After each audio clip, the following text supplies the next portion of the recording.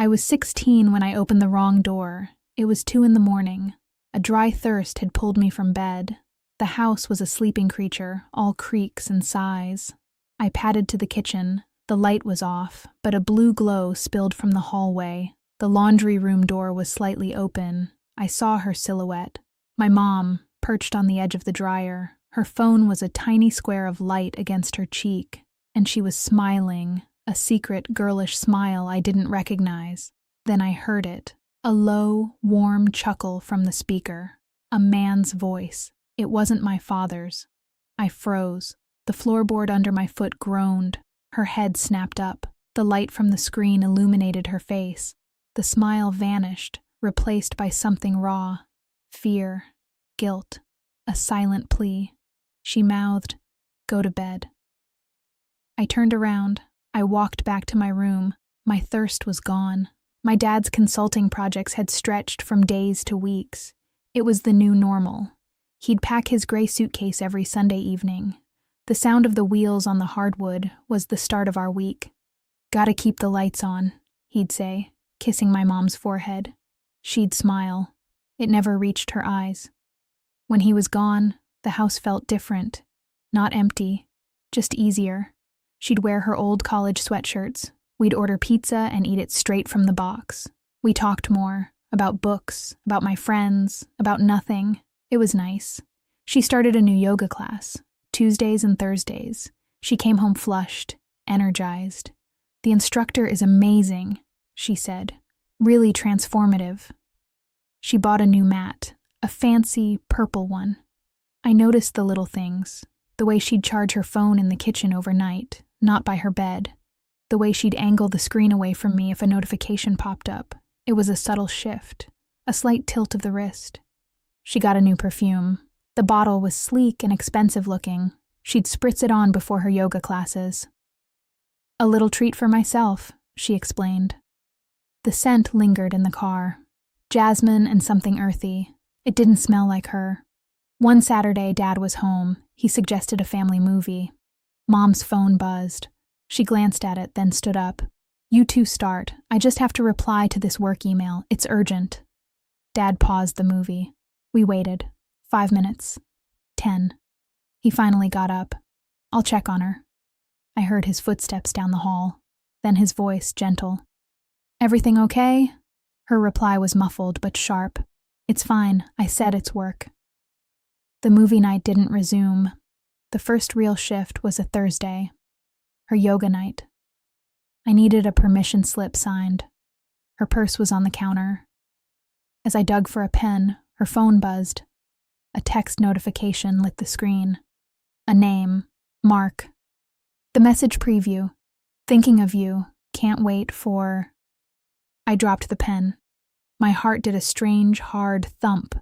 When she came home an hour later, glowing and relaxed, I handed her the slip. My voice felt foreign. "Need this for tomorrow." "Sure, honey." She signed it without looking. She was humming. That night, I lay awake. Mark. The yoga instructor. It made sense. The new energy. The perfume. I constructed a safe, simple story for myself. A harmless crush. A fleeting connection. It made me feel better. It let me believe the floor was still solid. But then I saw the coffee. 2 cups in the holder of her car, both half-finished. One lipstick mark on a rim, the other plain. It was a Tuesday, a dentist appointment day. I touched the cold cardboard. The evidence felt so casual, so damning. I started listening, not just hearing, but listening, for the specific vibration pattern of her phone, 2 short bursts, his signature. I'd be doing homework, and my body would tense before my mind even registered the sound. My eyes would track her as she'd casually drift to the porch or the backyard. Once, I passed the closed bathroom door. The fan was on, but underneath its whir, I heard her whispering, "I miss you too." The words were soft, tender, a tone she hadn't used with my dad in years. A cold feeling settled in my stomach. This wasn't a crush. This was a parallel life, running right beside ours, and I was the only one who could see both tracks. The spiral tightened slowly, like a vice. I became a historian of her lies. I noted the new, delicate bracelet on her wrist, a silver chain with a single charm. Oh, this?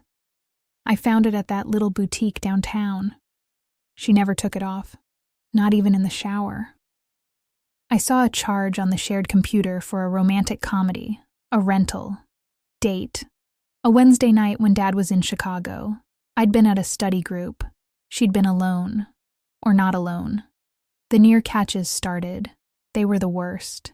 Dad's flight home was delayed. He called from the airport, frustrated. They've canceled. I'll be back tomorrow afternoon. I was sitting at the kitchen island. I watched Mom's face. First, a flash of pure, unguarded joy. Her shoulders relaxed. Then her eyes widened. Panic. "Oh no, that's terrible," she said into the phone, her voice expertly shifting to disappointment. "We'll miss you." The second she hung up, she was moving. "I have to make a call, reschedule something." She hurried to her bedroom. I followed, silent in my socks. I stood outside her door. My own breathing sounded too loud. Her whisper was frantic. "He's not coming back tonight. You can't come over. It's too risky now. I know. I want to, too, but not tonight." A pause. "I love you." I backed away. Those 3 words made it real. They made it a love story. And I was no longer just keeping a secret. I was keeping a second life hidden. The guilt became a physical thing, a rock in my gut. I'd sit at the dinner table with my dad, listening to him talk about his project, about missing us. I'd look at his kind, tired face. I wanted to scream. I wanted to protect him, but protecting him meant destroying him. I started having trouble looking at her. When she'd hug me, I'd stiffen. That jasmine perfume smelled like betrayal. She noticed. "Is everything okay with you?" she'd ask, her eyes searching mine. They were the same eyes that had pleaded with me in the laundry room. "I'm just stressed about school," I'd say. Another lie. We were building a fortress of them, brick by brick. The air in our house grew thick with everything we didn't say. I began to see my mom as 2 people, the one making my lunch, and the one who texted under the table, the one who laughed with me, and the one who cried quiet, happy tears after a phone call. I didn't know which one was real. I think she was starting to forget, too. The point of no return wasn't dramatic. It was a quiet, public unraveling.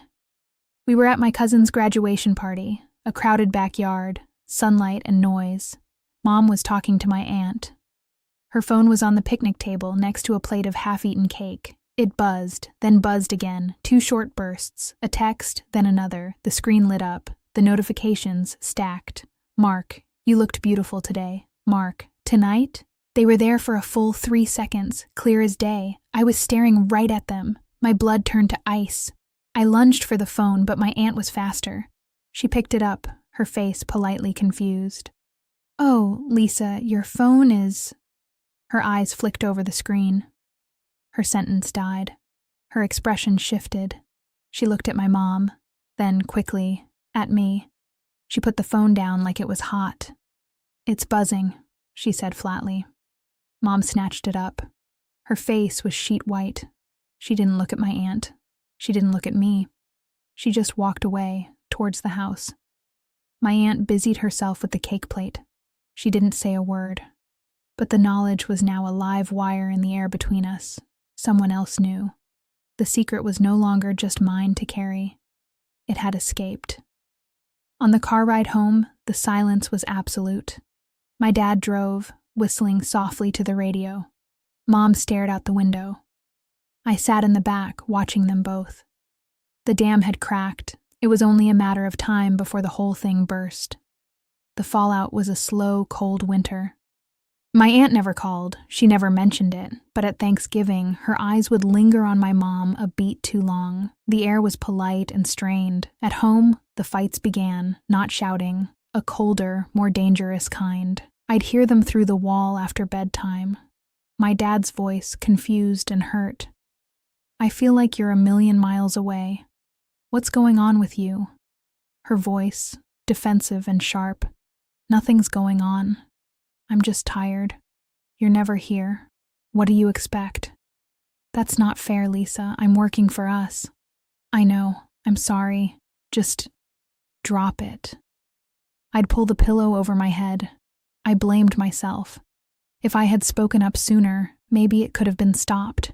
Maybe it would have been a crush that fizzled. My silence had let it grow. My complicity felt like a stain. I started staying out late. I'd drive around, listening to loud music, going nowhere. Being home felt suffocating. I was angry at her for doing this. I was angry at him for not seeing it. I was angry at myself for being the one who saw everything. The final confrontation didn't come from me. It came from a bank statement. A recurring charge for a boutique hotel 30 miles away. My dad confronted her in the kitchen. I was supposed to be at soccer practice. I'd forgotten my cleats. I came in through the garage and heard his voice. It was broken. "Who is Mark?" I stopped, hidden by the doorframe. The silence that followed was the worst sound I've ever heard. Then, a sob. My mom's. "It's over. It's been over for months. I'm so sorry." I didn't hear the rest. I left. I drove for hours. When I came back, the house was dark, a single light on in my parents' bedroom. I didn't go inside. I slept in the car. I moved out a week later, to my grandma's. It was presented as closer to school for senior year. We all played our parts. My parents went to counseling. They still live in the same house. They present a united front at holidays. They are polite, careful roommates who share a past. The love that's left is the fragile, complicated kind, built on forgiveness and profound hurt. My relationship with my mom is a careful reconstruction. We talk about my job, the weather. We don't talk about the year the world split in two. The ghost of Mark is a third presence in the room, always. We've silently agreed to never acknowledge it. I learned that trust, once fractured, doesn't heal clean. It knits back together with scar tissue, stronger in some spots, numb in others. I'm slow to trust people. I watch for tells, for the tilt of a phone, for the extra glance. Her secret didn't just alter her life, it altered my blueprint for love. I see my dad now, quieter but calmer. I see my mom, trying. They found a painful peace. I'm still looking for mine. So her surprise wasn't just the affair, it was teaching me how easily the people you love can disappear, and how the person left behind, holding the truth, disappears a little too.